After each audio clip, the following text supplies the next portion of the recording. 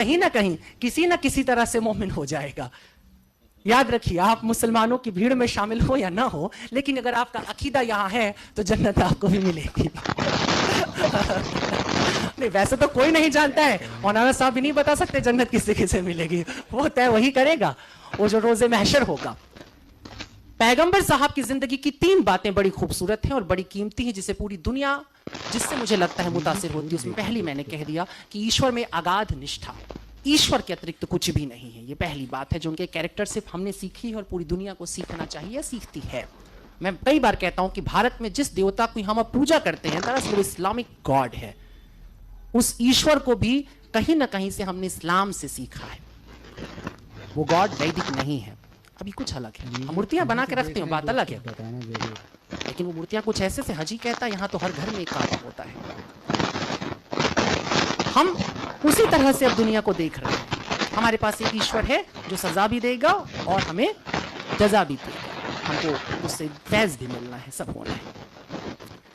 तो एक चीज है ईश्वर के प्रति 100% आस्था, और दूसरी बात जो उनसे सीखने जैसी है, मुझे लगता है कि अरब की उस जिस जगह की अभी आप चर्चा करें, बहुत अच्छी बात थी कि आपने सबसे पहले औरतों की दुर्दशा पे बात की थी। मैंने इस बात को कई बार कहा है कि यूं तो मेरा शादी ब्याह से सख्त विरोध है, मुझे लगता है ये दुनिया की सबसे ही बकवास परंपरा है, इसे खत्म हो जाना चाहिए।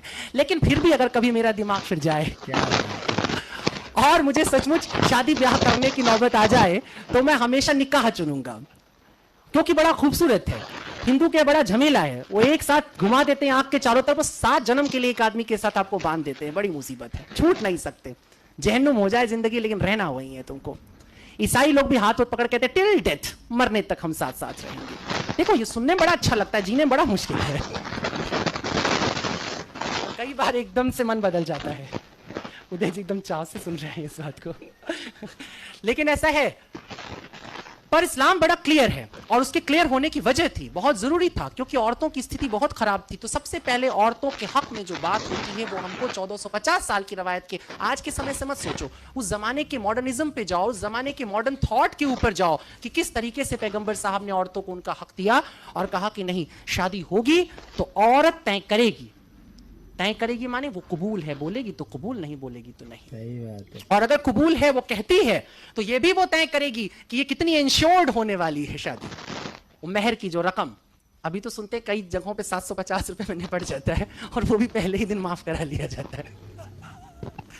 देखो, ये सब चलता रहता है ना, इसीलिए हमें मजबूरी में बात करना पड़ रहा है। गिरदार रसूल अल्लाह, उन्होंने चाहा कि औरत अपने हक को तय करे, वो कहे कि मेरे को इतना इंश्योर करो कि यदि कल तुम्हारा मन फिर जाएगा, कल तुम किसी और औरत पर तुम्हारी लालसा जाग जाएगी और तुम मुझे छोड़ करके जाओगे, तो कम से कम मेरे जीवन के लिए, मेरे सुकून के लिए इतनी व्यवस्था रहनी चाहिए।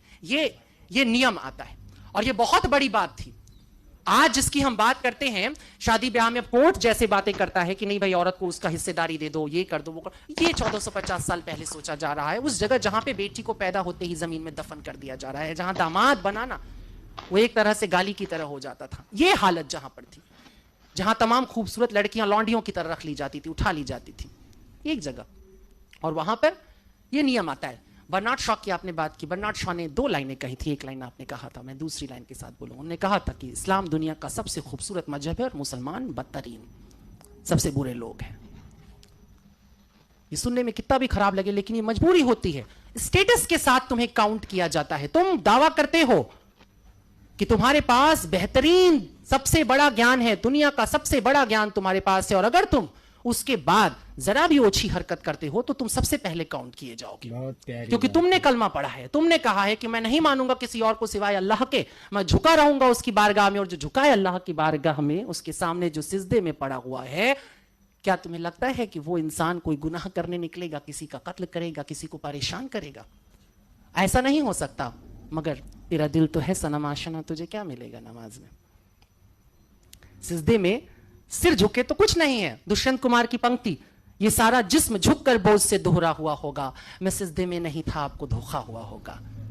अरमानों के बोझ, ख्वाबों के बोझ, तमन्नाओं के बोझ, लालच के बोझ हमारी रीढ़ पर गिरते हैं और हम झुक जाते हैं और हम कहते हैं हम सिजदे में चले गए थे।